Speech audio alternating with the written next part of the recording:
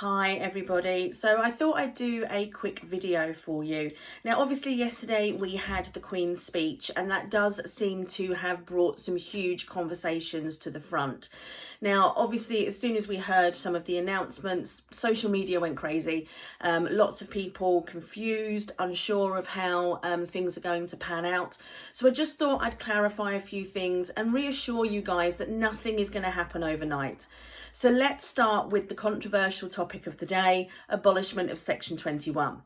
Now, this is something the government has been talking about actually since April 2019, when the Renters Reform Bill was introduced to Parliament. Now, currently that bill is slowly working its way through the parliamentary system. It has to go through the House of Lords, the House of Commons. There are certain stages where it has amendments, discussions, consultations. None of these things go through overnight. And if it's been in Parliament since April 2019, they're not going to be rushing it through this week next Thursday. So the realism of losing Section 21 and what does it mean to landlords? Now, I've seen on a lot of the social media forums that landlords are against Section 21 being abolished. They feel that it will leave them vulnerable and not able to evict tenants. So let me reassure you first of all, the government aren't going to get rid of Section 21 without putting something in place to replace it. What they will do, once they put Section 21 in the shredder, they will reintroduce grounds to Section 8, sorry. It's been a very busy morning with all of this. So Section 8 will be revised and there will be additional clauses added into Section 8, which will replace the way you could use Section 21. So Section 21, as we all know, is classed as a no-fault notice, meaning the tenant's done nothing wrong, the landlord just wants his property back. That could be to move into, have a family member move into, or to sell. Section 8 is the one that we should be using if a tenant has done something wrong, so breached the tenancy in some way. Now, there are certain grounds in Section 8 as well that allows a landlord to give notice if they wish to move back in. But what landlords don't realise when ground 1 can be used is that they had to serve a notice on the tenant prior to the tenancy starting. And that's where sometimes there's confusion and ground 1 doesn't work. Now, what we'll need to understand about the revision of the Section 8 notice and the grounds that are going to be used is we currently have 21 grounds under Section 8, and those range from rent arrears, antisocial behaviour, properties that were previously student lets, where the tenant has died, where the tenant's given false information and the tenancy has been granted with fake information. There's also information grounds in there if a landlord previously lived in the property, like I mentioned, and they want to move back in.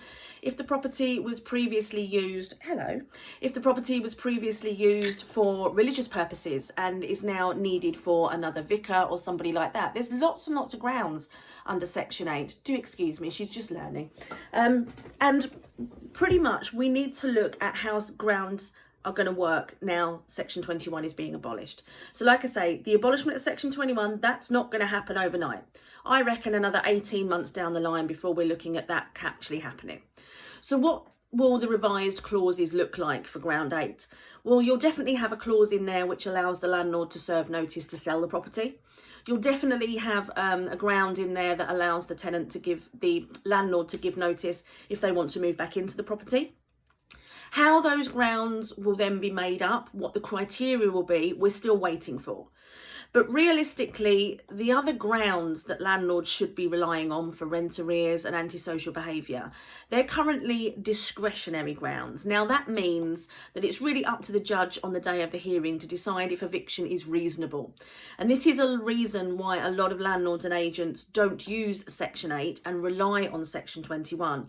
Section 21 being a no-fault notice means that there isn't a reason that you're giving the notice. Therefore, it doesn't need to be defended by the tenant because you're not accusing the tenant of doing anything wrong.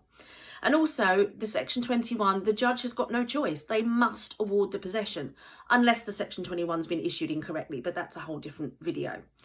So really, I think, me personally, I think that letting agents and landlords have been abusing the Section 21 notice over these years, but that's only because the Section 8 grounds that they need on a regular basis because society has changed so much from when the Housing Act of 1988 come out, that isn't robust enough for what we need it to do.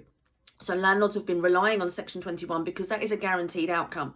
Whereas Section 8 can drag on, the tenant can have a defence, the court cases can go on for months, sometimes years, and it's expensive. Section 21 was reliable.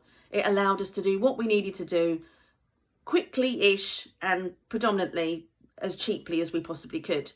The fear in people is that you're not going to have that guarantee anymore. I promise you, you will. The new grounds being put into Section 8, the way that they will streamline Section 8 will make sure that you don't lose that right to get your property back if you just need to do whatever you need to do with it. The tenant's done nothing wrong, there's been no breach. So please, before going to social media and venting your spleen, and I understand it's frightening, it's frustrating, just take a moment to go onto the Parliament website. If you just put into Google, bills in Parliament, have a look at the Renters Reform Bill, have a look at the Rented Homes Bill, and have a look at a couple of the other bills that are going through Parliament, which will all, amalgamated together, will bring in the new legislation. It's worth having a read. Some of them aren't very long, 2-3 pages, but it'll help you better understand what it is that the government are looking at and how it will actually work for the private rented sector. It won't be necessarily any better, but it certainly won't be any worse. And the new grounds going into Section 8 and the streamlining of Section 8 can only be an improvement to the current possession process that we have. So please rest assured, abolishment of Section 21 is not going to bring the private rented sector crashing to its knees. That much I promise you. It will just mean you've got a new way of doing things. Exactly the same when they brought in HMO licensing. Everyone was up in arms. Actually, we've all just adapted. We've worked it out. We fill out the forms. We've still got our HMOs. In fact, there's probably more HMOs on the market now than there ever was before because there is supply and demand. You're not going to be able to evict your tenants. You will still be able to evict your tenants on many, many grounds. So do not worry. Have faith. The government will get it right. We may not agree with the way they're doing it, but they will get it right. Thanks very much. And if you've got any questions, please put them in the comments as normal and I'll be happy to help.